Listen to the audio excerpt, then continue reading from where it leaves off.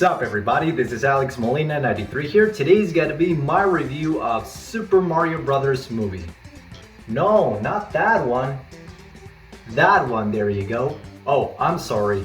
It is actually the Super Mario Brothers movie. Here you go. Or we should just call it Super Mario Brothers 2023 movie, I guess. So without further ado, let's get started, shall we? The Super Mario Brothers movie is a computer animated movie in collaboration of both Nintendo and Illumination Studios. It was directed by both people, Aaron Horvath and Michael Jelenic. And of course, the Mario creator himself, Shigeru Miyamoto, was involved on this. And not to forget the CEO, Chris Meledandri. This is actually the third Mario movie in existence. The first Mario movie we got in 1986 was Super Mario Brothers: The Great Mission to Rescue Princess Peach, which was only released in Japan. The second one is the infamous live-action version of Super Mario Brothers, which had nothing to do with its source material. When I was a kid, I thought it was good because of the Mario name on it, but growing up, I just realized how awful it is. Yeah, I know. Silly of me. I really feel sorry for Bob Hoskins being involved with it because he was a very good actor back then and he's no longer with us. Rest in peace, Bob Hoskins. But the other guy who played as Luigi, John Leguizamo or Leguizamo, however you want to pronounce his last name, is still alive and he refuses to watch this movie, all because of jealousy. Not the reason he said in public. So who cares? We just want to watch the movie, right? Because of the commercial failure of this so-called Super Mario Brothers movie, Nintendo refuses to let any studio make a Nintendo-based movie. Since this has nothing to do with Super Mario Brothers, it's not very faithful to its source material, so I can see why Nintendo wouldn't let anyone do it. And that was until Detective Pikachu, which I thought it is a good movie, but it could have been better than how it is. Maybe with the sequel coming, it could be better. However, the Mario creator, Shigeru Miyamoto, was interested to make a Mario movie when Nintendo was bringing classic games on the Virtual Console on the Wii era, and while they're working on Super Nintendo World in Universal Studios. I mean, that makes sense since Universal Pictures owns Illumination and they are known for Despicable Me, Sing, The Secret Life of Pets, Minions, and also they made the Dr. Seuss adaptations of Lorax and the Grinch, and now they're doing with Super Mario.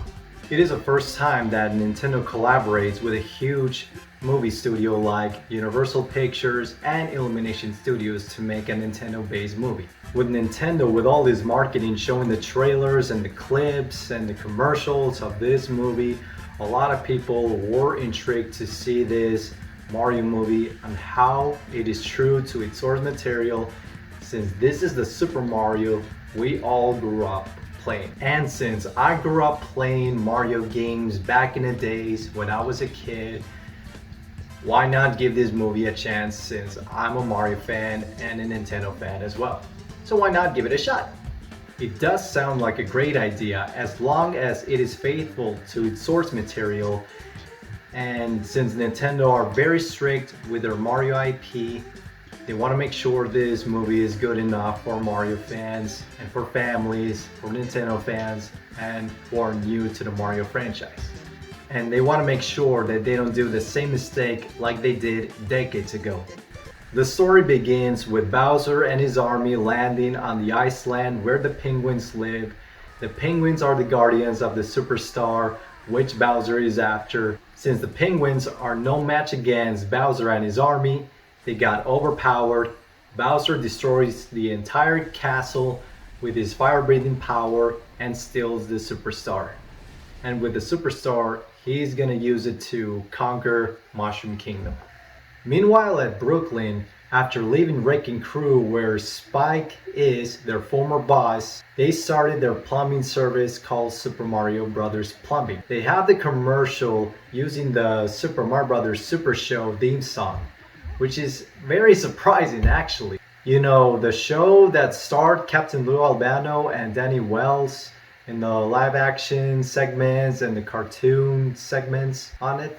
Very surprising that the same voice actress who voiced Princess Toadstool in Super Mario Bros. Super Show voiced the lady in the commercial. Didn't see that coming. The Super Mario Bros. Super Show could be enjoyable at times. It may have some cheesy moments like the pasta jokes, like holy macaroni, may the pasta be with you, pancake, pancake, pasta, man. We got the power as fast as you can. Oh my god. Mario wants to prove everybody he and his brother Luigi can handle themselves with a plumbing service, and they were struggling in some ways. And even their family, which we see them for the first time on the Mario product, which Nintendo is involved on it, everybody on the family, maybe except their mother, they're not pleased with Mario and Luigi starting their own business. And this is where we see Charles Martinet voicing Mario and Luigi's father after all. And also, Charles Martinet voices the character who looks just like Mario in his first ever appearance in the original Donkey Kong from 1981. Okay, so this is where Charles Martinet is involved, huh? Interesting. Even though he does not do the actual voices for both Mario and Luigi like he does in the actual video games. After playing Kid Icarus on Nintendo Entertainment System, they saw the news that a huge manhole leak is causing throughout Brooklyn, and this is where Pauline, the mayor of Brooklyn, appears. Just like she's the mayor of Super Mario Odyssey, she informs the news about that. So Mario sees this as a chance to prove everybody that they can fix everything by themselves as plumbers. Both Mario and Luigi go on the underground pipes, and this is where they saw this huge pipe where it leads to this fantasy land where the Mushroom Kingdom and the Dark Lands are. Well, unfortunately, both Mario and Luigi got separated, which leads Mario to the Mushroom Kingdom, while Luigi leads to the Dark Lands where Bowser is. Where Luigi lands on the Dark Lands, it does remind you of Luigi's Mansion games, since Luigi is afraid of everything like he is throughout the Mario series and the Luigi's Mansion games. Well, it does make sense how his poster got portrayed for the marketing. Luigi got chased by the army of Dry Bones and he got captured by the Bowser's army, where you see a couple of Sniffits and Shy Guys capturing Luigi on a fortress. Meanwhile, Mario lands on Mushroom Kingdom where he meets Toad. Toad leads Mario to the castle where Princess Peach lives, and this is where all the Toads live throughout the Mushroom Kingdom. Mario gets inside the castle, and that's where he meets Princess Peach for the first time, and Princess Peach was very shocked to see a human for the first time in years. We got an origin story on how Peach got into the Mushroom Kingdom for the first time. When she was a baby, she was traveling through this huge warp pipe where the Toads are. The Toads raised her, they were training her, and growing up, they made her as their princess of the Mushroom Kingdom. And we also get a glimpse where we see baby Mario and baby Luigi on their childhood, where Mario was defending his younger brother by this baby bully, and how he keeps protecting his younger brother from danger, and that's why Mario wants to save his younger brother Luigi from the hands of Bowser. Since Peach is aware that Bowser wants to conquer the Mushroom Kingdom, Peach wants to stop Bowser. Mario wants to join Peach to save Luigi. Peach lets him join him as long as he passes through the obstacle course, the Super Mario Bros. Obstacle course style. Until he's ready, they're ready to go on the adventure alongside Toad to go to the Jungle Kingdom where Donkey Kong and his crew live. Of course, we got the scenes where Bowser was torturing Luigi and questioning him about his older brother Mario, because of course he's in love with Princess Peach, he wants to marry her, and he's jealous of Mario. And we also got this song where Bowser was playing the piano and he was doing a song for Princess Peach that goes like peaches, peaches, peaches, peaches, peaches, peaches, peaches, peaches, peaches. Ah, I love you. Peaches, peaches, peaches, peaches, peaches, peaches, peaches, peaches, peaches. I mean, it was so entertaining. It was fun to hear from Jack Black. Since Jack Black is doing the voice of Bowser, I did not expect Jack Black to do a song for the Super Mario Brothers movie, especially doing the Bowser singing voice. Meanwhile, Mario, Peach, and Toad are traveling through the worlds of the Super Mario series like Bob-omb Battlefield, the Desert Kingdom from Super Mario Odyssey, and Yoshi's Island, where we see a herd of Yoshis. At the end, they arrived to the Jungle Kingdom where Donkey Kong and his crew live, like I said. On the Jungle Kingdom, they meet Cranky Kong. And what do you know? Cranky Kong does appear in this movie, but as a king of the Jungle Kingdom. Peach tells Cranky that they need an army to stop Bowser from conquering the worlds. Cranky agrees as long as they can defeat his son, Donkey Kong. I mean, in the video games, Cranky Kong is Donkey Kong's grandfather. But in this movie, he's Donkey Kong's father for some reason. I mean, I cannot tell you why. I mean, that's what they decided for. Because of course, Cranky Kong is supposed to be the original Donkey Kong from the original Donkey Kong on 1981. Since they really do need Kong's army, Mario challenges Donkey Kong in this arena with the style of the original Donkey Kong and the Super Smash Bros. Franchise. Mario goes to the arena where all the Kongs are gonna watch the fight against Donkey Kong. And it is so cool that we get to see Diddy Kong, Dixie Kong, and even Chunky Kong for the first time in years.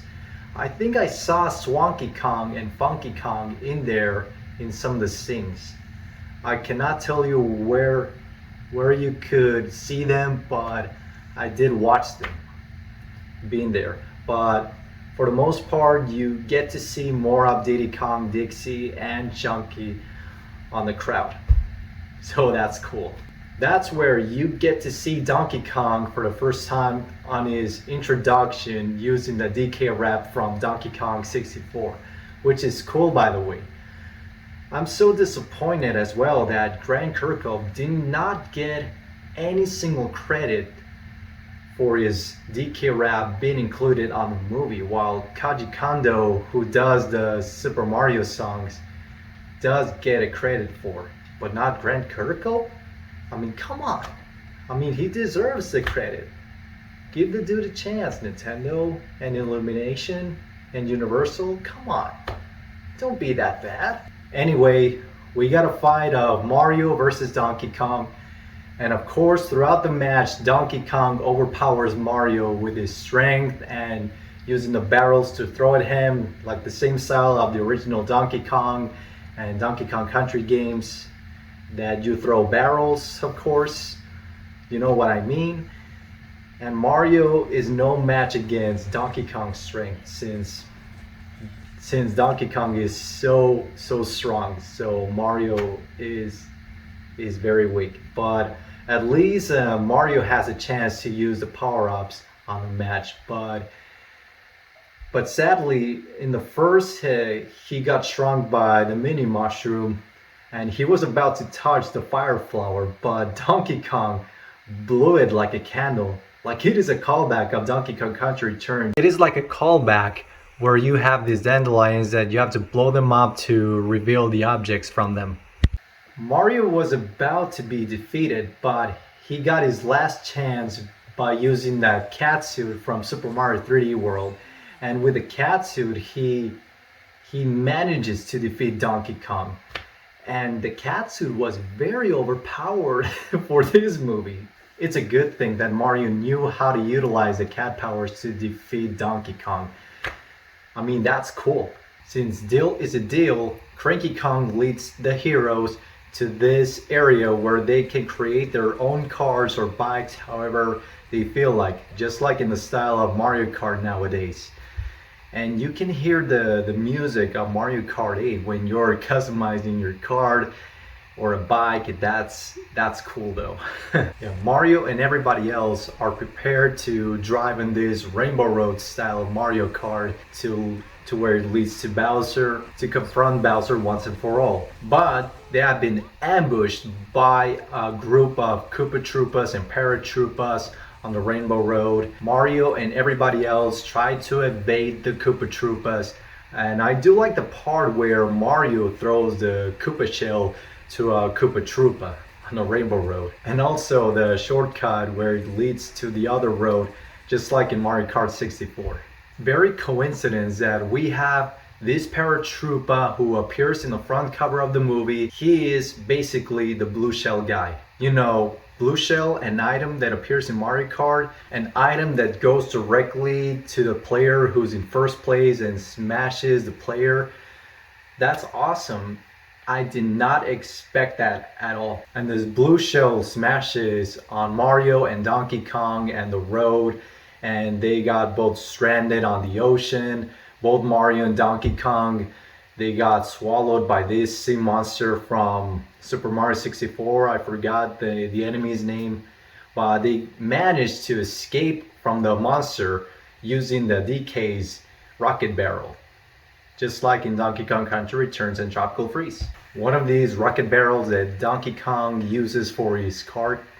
And since there was a dead end from the Rainbow Road, all the Kongs got captured by the Koopa Troopas and Paratroopas, unfortunately. But Peach and Toad, they both managed to escape to the castle, but unfortunately Bowser and the entire army are there to capture them. Just like Super Mario Odyssey, Bowser forces to marry Princess Peach. Peach doesn't want to marry him, but by seeing Toad being tortured, she reluctantly accepts to marry Bowser.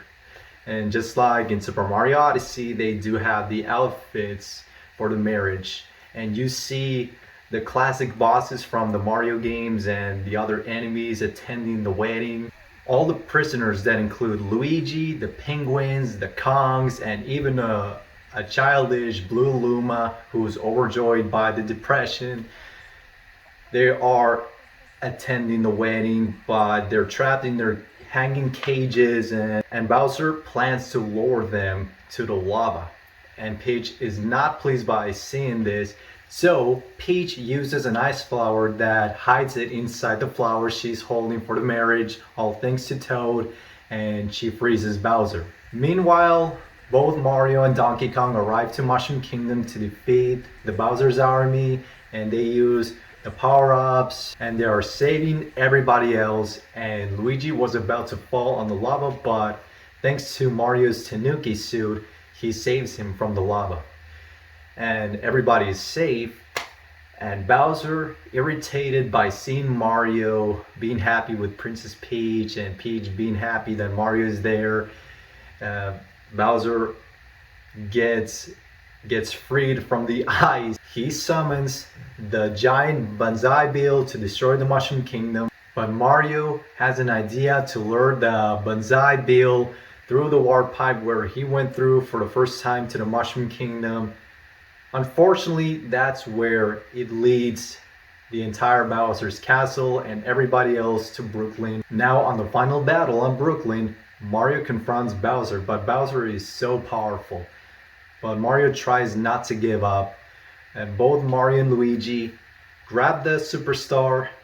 They defeat the entire army and Bowser himself, and they did also the spinning technique of Super Mario 64, throwing Bowser through the air. And finally, they gave Bowser a final blow, defeating him once and for all.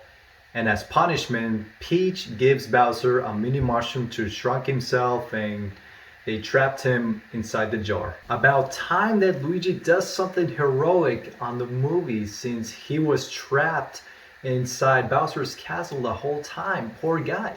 Mario, Luigi, Peach, Donkey Kong, and Toad, they got hailed as the heroes of Brooklyn.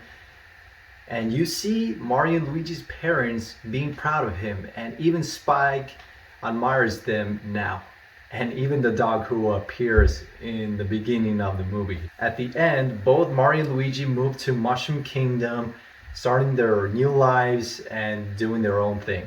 At the post-credits scene, besides Bowser playing his piano while he's on his miniature size being imprisoned inside the cage, we have another scene where it goes to the undergrounds of the Brooklyn and you see a Yoshi egg being hatched and you get the original Yoshi sound effect, which indicates that Yoshi perhaps will be a major character on the sequel.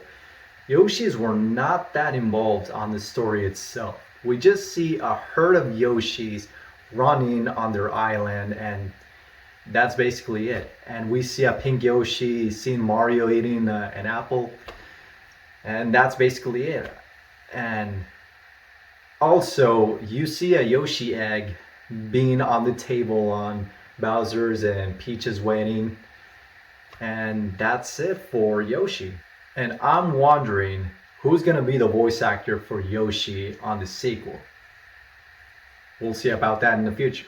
So, what do I think about this movie? I do think that it is one of the best video game movies of all time. It is a love letter for Mario fans, to Nintendo fans, and to gamers who grew up playing Mario games since the decades. And this also appeals to the families and to the newer fans who are starting to play Mario games as of today. I really did enjoy it. It is definitely a very fun movie to watch. The Super Mario Bros. Movie is made with heart and soul. The animation art style looks absolutely gorgeous, clean, and beautiful. I love how they mix the character designs of both the current video game character designs and Illumination character designs, mixing them together, and all the characters look good. They almost look realistically good in a comical way. I love how all characters are expressive, all the facial expressions they do, how the animations look for all the characters, they look smooth and clean. I do like the action sequences. For an animated movie like this, it really works. I do love how realistically detailed the clothing and everything the characters wear on the movie. Like I'm seeing Super Mario characters in 4K. They all look realistically good in the animated movie. I mean, what I meant by that, in a computer animated movie like the Super Mario Brothers movie. For the voice acting, not everything is mind-blowing. You do have some voice actors that do fit very well for their characters, while some they do feel alright but could have been better. Like they're not all that extraordinary. You know what I'm saying? Like Chris Pratt as Mario, he's fine, but he could have been better. I know he does not sound like Italian. I know he does not sound exactly like Mario in the games, but you have to keep in mind that Mario had different voice actors before Charles Martinet. Same for Luigi. I do like how Mario is brave and he does not give up, even though how hard can it be, he does not give up so easily. And that's what I like about his character. Charles Martinet, he only made few voices throughout the movie, but not for the major characters that are more involved in the story. It was great that Charles Martinet was involved on this movie somehow, even though we don't get the voices of him doing for Mario and Luigi like, "It's me, Mario! Woohoo! Let's go! I'm Luigi #1! Oh yeah, Luigi time!" I do like Charlie Day as Luigi. He fits very well for his character, as he's timid and he's very like scaredy cat, like almost all the time. For his voice, he does sound more fitting for being a younger brother. Anya Taylor as Peach, she sounds fine as Peach. It does fit for her brave personality instead of having this sweet girly voice from the video games. It does fit for Anya Taylor as Peach. She's brave and all, but I do think that she could have been more like her video game counterpart, that she's like more sweet and also like being more girly instead of being more bravely stereotypical heroine like you see the characters from the Marvel universe and DC universe type of thing. You know what I'm saying? Like, I know the fact that she's not a damsel in distress and she's not afraid of anything. Could have been like her Vidian counterpart in some ways. I really do like Keegan-Michael Key as Toad. It really does fit for his character since he almost sounds identical to the video games based on the voice that he does on the video games. For Toad, I like how he's adventurous and he's loyal for his friends like Mario and Peach throughout the adventure, and he wants to help them no matter what. Seth Rogen as Donkey Kong, he's okay, but I could say that it is my least favorite since like sometimes he does fit for the voice of Donkey Kong, but the other lines he does not sound like it does fit for Donkey Kong, like his laugh and also the way he speaks.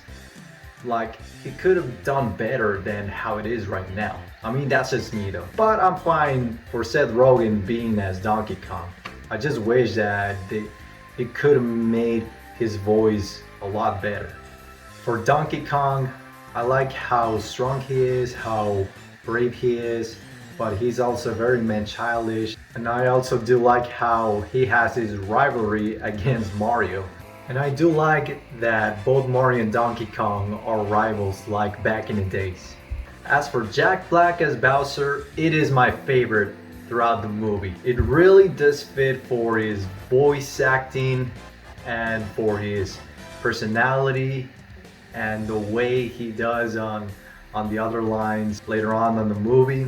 I really love his voice as Bowser. Jack Black really did deliver. Jack Black really nailed it when it comes to his personality, how he does the voice acting in the aggressive way and the evil way and the comical way for the character. He's easily the biggest highlight of the movie. As always expecting him being the main villain, he is way evil and he's determined to marry Princess Peach at all costs, as he's in love with Princess Peach like he does on Mario games, and also being jealous of Mario. So I cannot complain whatsoever, so there you go. As for the other characters like Cranky Kong, Magic Koopa, and the King Penguin, the voices, they are pretty good for the most part. As for the other characters who made small cameos, even though they were not involved on the story for the most part, but glad that they were involved somehow on the Super Mario Brothers movie.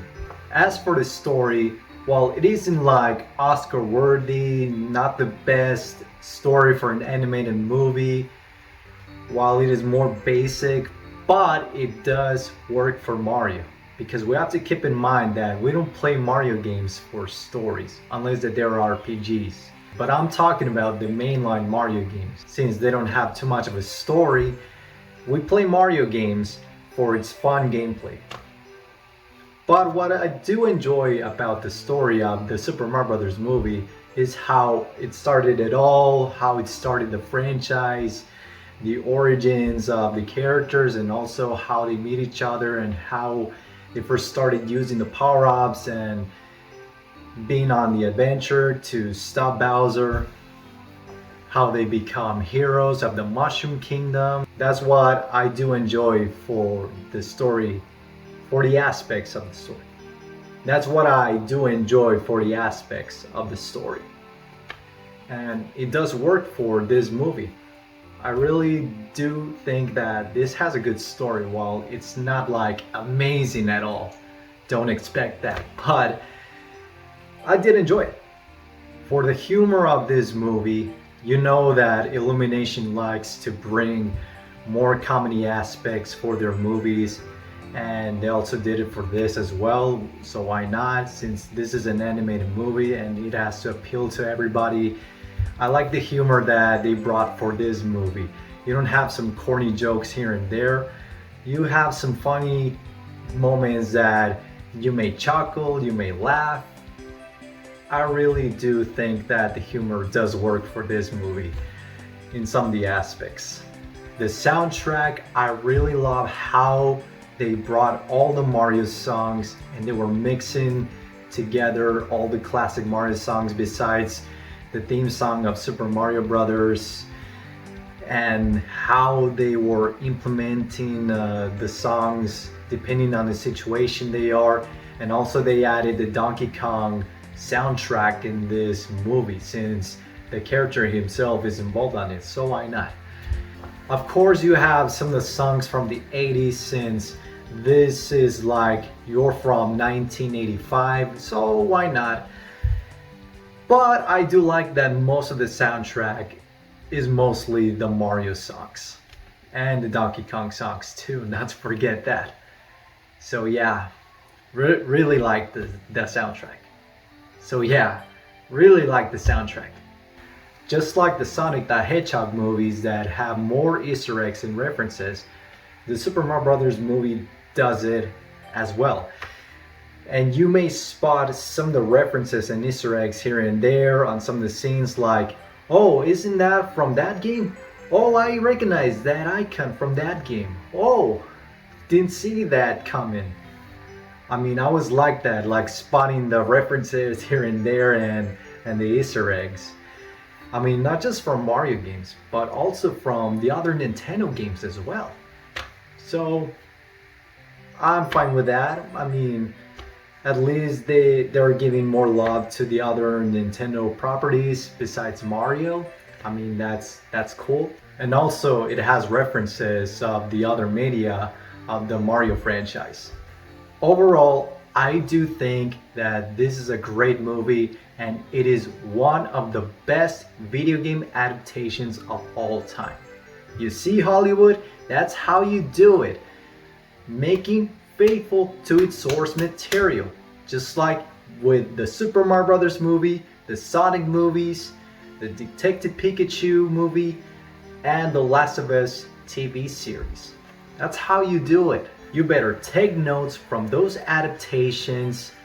Take the other video game franchises that deserve more love for the movie adaptations. And that's how you do it. That's how you could bring more success to the box office for those films, just like the Super Mario Brothers movie. That's how you do it, Hollywood.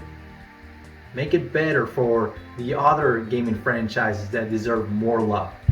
Since the Super Mario Brothers movie is very successful at the box office, almost near to $1 billion, that means that we're gonna have a sequel and it could open the doors for the other Nintendo franchises having this type of movie treatment. And I'm very happy that it was successful enough to open the doors. I'm not surprised that the Super Mario Brothers movie is gonna do so well, since I knew at the beginning that it would. But I'm very shocked that it did so well that it is the #1 video game movie of all time at the box office. And I'm so glad that Nintendo is confident enough to let other studios utilize their IPs to become movies. So hopefully we could see a Zelda movie, a Metroid movie, a Star Fox movie, and the other Nintendo franchises having the movie treatment like the Super Mario Brothers movie. I've heard the rumors that Illumination is making a Donkey Kong movie with Seth Rogen being on board reprising his role as Donkey Kong, so that's cool. Besides Donkey Kong himself and Cranky, would be nice to have the other characters like Diddy Kong, Dixie Kong, Funky Kong being the major characters for the Donkey Kong movie. And hopefully King K. Rool and the Kremlings are involved on the Donkey Kong movie. And I've heard that Charlie Day is interested of voicing Luigi for the Luigi's Mansion movie, so that's cool. So, do I recommend the Super Mario Brothers movie? Absolutely. If you want to watch a Mario movie, that's the one I recommend. This is a true Mario movie, not the 1993 one. You better skip that, it's not worth watching. But I also could recommend watching the Mario movie from the 1980s, which is an anime movie, which I'll talk about it later in the future. So there you have it. So there you go, guys. That is my review of the Super Mario Brothers movie. Hope you guys have enjoyed watching this movie. Hope you guys are looking forward to watch this movie if you haven't already. So what are you waiting for? Hope you have a good time.